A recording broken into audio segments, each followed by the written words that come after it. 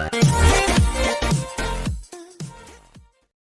Welcome to my YouTube channel Saraswati commerce academy. तो friends, आज हम करने वाले हैं अपना +1 अकाउंट्स का 17 चैप्टर। ठीक है, हमारे जो चैप्टर का नेम है वो क्या है? Provisions and reserves.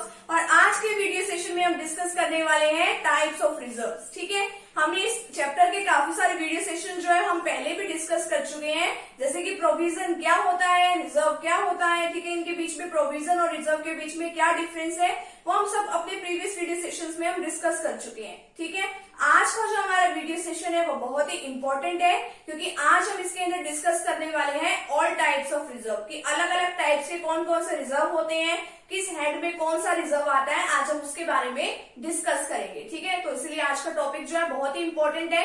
वीडियो को प्लीज लास्ट तक जरूर देखिएगा। और अगर आप फ्रेंड्स चैनल पे न्यू है तो चैनल को आप प्लीज सब्सक्राइब कर दीजिए, वीडियो को लाइक कर दीजिए और बेल आइकन को प्रेस जरूर कर दीजिएगा, ताकि आपको आगे आने वाली वीडियोस का नोटिफिकेशन मिलता रहे। और अपने फ्रेंड सर्कल में भी वीडियो को जरूर शेयर कीजिएगा।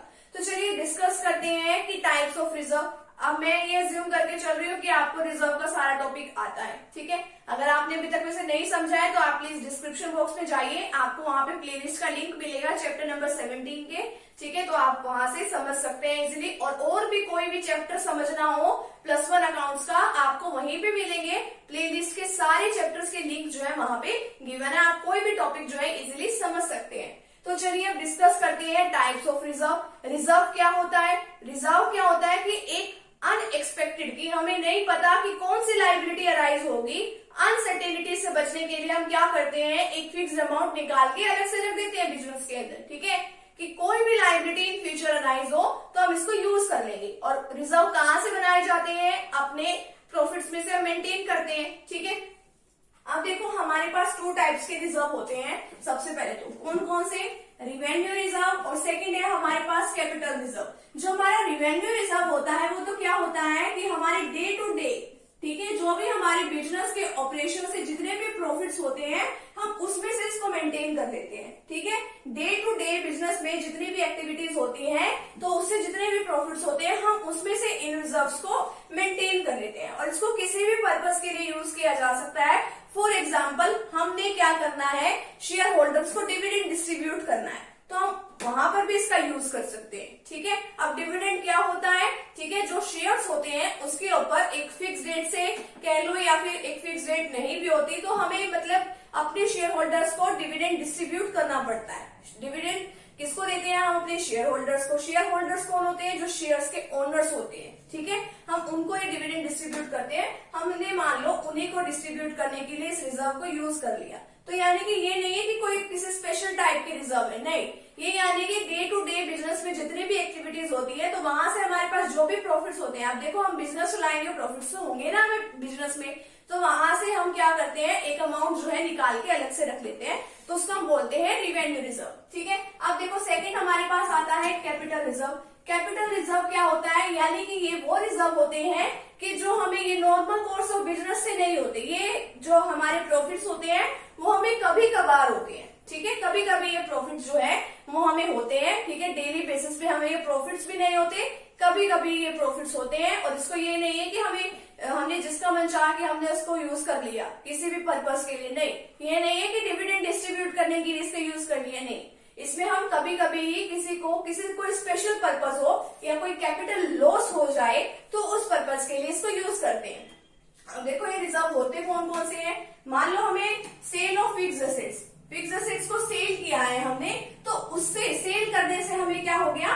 प्रॉफिट हो गया, वो हो गए profits on the revaluation of fixed assets and liabilities. आप 12th में पढ़ोगे, जब आप क्लास 12th में हो जाओगे तब आपके में चैप्टर आएगा कि एक एडमिशन ऑफ ए पार्टनर में, वहां पे आपके पास एक टॉपिक आता है revaluation of assets and liabilities. वहां पे आप क्या करते हो कि आपकी मतलब कि जब भी कोई न्यू पार्टनर आपके बिजनेस के अंदर एंटर करता है तब आप क्या करते हो, अपने एसेट्स को भी रियलाइज कराते हो, मतलब कि अपने एसेट्स को क्या करते हो, रिवैल्यूएट कराते हो। ठीक है, कि हमारी आज के प्रेजेंट टाइम में कितनी वैल्यू है इस एसेट्स की। ठीक है, और लायबिलिटीज हमारी कितनी है। ठीक है, तो अगर मान लो देखते हैं कि हमारी एसेट्स ज्यादा है या हमारी लायबिलिटीज ज्यादा है, तो अगर उससे हमारा प्रॉफिट हो जाए तो वो हम इसके अंदर यूज करते हैं। और बहुत से स्पेशल पर्पज ही होने चाहिए, स्पेशल पर्पज के लिए हम कैपिटल रिजर्व को यूज करते हैं। अब देखो आगे रिवेन्यू रिजर्व जो है, आगे 2 टाइप टाइप्स का होता है, journal reserve and specific reserve. Journal reserve तो क्या होता है कि जर्नल रिजर्व देखो क्या होता है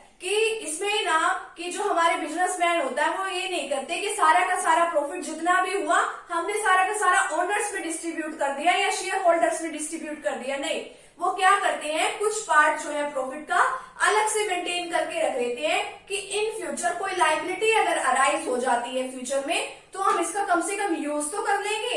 ठीक है, अपनी अनफोर्सिन कोई लायबिलिटी, हमें नहीं पता कि कोई लायबिलिटी होगी, ठीक है, तो हम कम से कम इसको यूज तो करेंगे। तो इसीलिए ये जर्नल रिजर्व जो है मेंटेन करके रखा जाता है। उसके कुछ ऑब्जेक्टिव्स भी हैं, जैसे कि फॉर मीटिंग अनफोर्सिन लॉसेज हो जाए, हमें नहीं पता कि कोई लॉस है, ठीक है, कोई अचानक से लॉस हो जाए, कम से कम यूज कर लेंगे इसको। अपने बिजनेस की फाइनेंशियल पोजीशन को अच्छी करने के लिए, फाइनेंशियल पोजीशन को मजबूत बनाने के लिए, कि अचानक से कोई लॉस हो जाए, अनसर्टेनिटी हमारे बिजनेस में हो जाए तो हमें कहीं से बोरो करने की जरूरत ना पड़े, हम इसको यूज कर सके। नेक्स्ट है for equalisation of dividends over year, कि इक्विलाइजेशन की हर साल जो है डिविडेंड इक्वल रहे, कि हम इक्वली डिविडेंड जो है डिस्ट्रीब्यूट कर सके, तो उस पर्पज के लिए भी इसको बनाया जाता है जर्नल रिजर्व। ठीक है, कंपनी के केसेस में ये कुछ ज्यादा होता है। ठीक है, तो ये है हमारा जर्नल रिजर्व का टॉपिक। अब आता है रिवेन्यू रिजर्व के आगे हमारे पास सेकंड टाइप है स्पेसिफिक रिजर्व। स्पेसिफिक रिजर्व कौन से होते हैं, जो किसी स्पेशल पर्पज के लिए बनाए जाते हैं। अब फर्स्ट देखिए इसमें क्या है, dividend equalisation reserve. Dividend equalisation reserve का क्या मतलब है कि हर साल जो भी हमारे देखो शेयर होल्डर्स होते हैं, हमें उनको क्या देना पड़ता है, डिविडेंड देना पड़ता है। तो हर साल वो डिविडेंड जो है इक्वली उनको डिस्ट्रीब्यूट होता रहे, तो इसीलिए क्या करते हैं हम कि हम एक रिजर्व बना के रख लेते हैं। जब हमारे पास प्रॉफिट सही होते हैं ना, एडिकेट प्रॉफिट्स है, सही प्रॉफिट्स है, तो हम इसमें बना के रख लेते हैं। ठीक है, कि अगर बाय के चांस किसी ईयर में प्रॉफिट्स कम रह जाए डिविडेंड्स को डिस्ट्रीब्यूट करने के लिए, तो हम इन रिजर्व का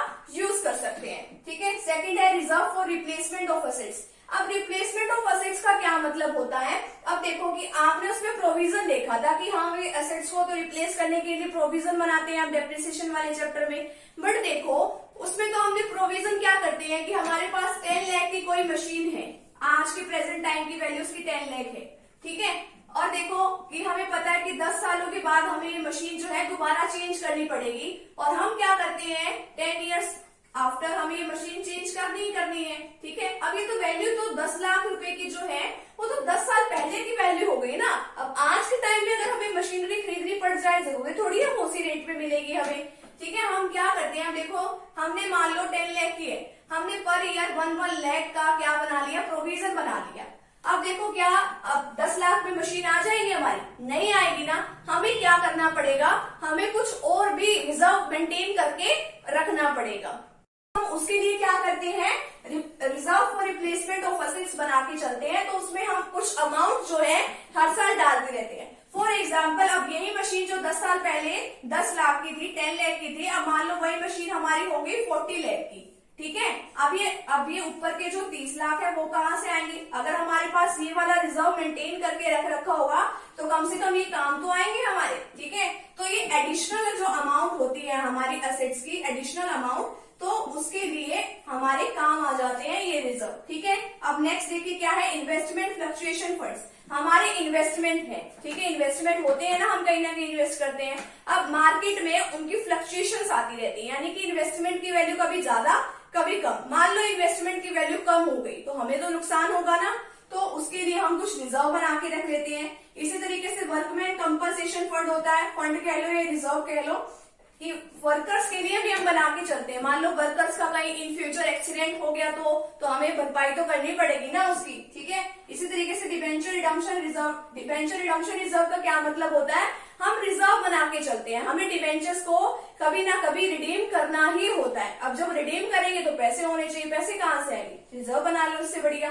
ठीक है, तो इसके लिए हम रिजर्व मेंटेन करके चलते हैं। तो ये है हमारे कुछ टाइप्स के रिजर्व। ठीक है, और आगे हम नेक्स्ट वीडियो सेशन में डिस्कस करने वाले हैं इन दोनों में क्या डिफरेंस होता है, रिवेन्यू रिजर्व में और कैपिटल रिजर्व में। और फिर उसके बाद हमारा जो लास्ट सेशन रह जाएगा, सीक्रेट रिजर्व क्या होते हैं, उसके एडवांटेजेस एंड डिसएडवांटेजेस हम डिस्कस करेंगे। तो फ्रेंड्स अगर आप चैनल पे न्यू है तो चैनल को आप प्लीज सब्सक्राइब कर दीजिए। तो मिलते हैं फ्रेंड्स नेक्स्ट टॉपिक के साथ एंड नेक्स्ट वीडियो के साथ। Thank you very much.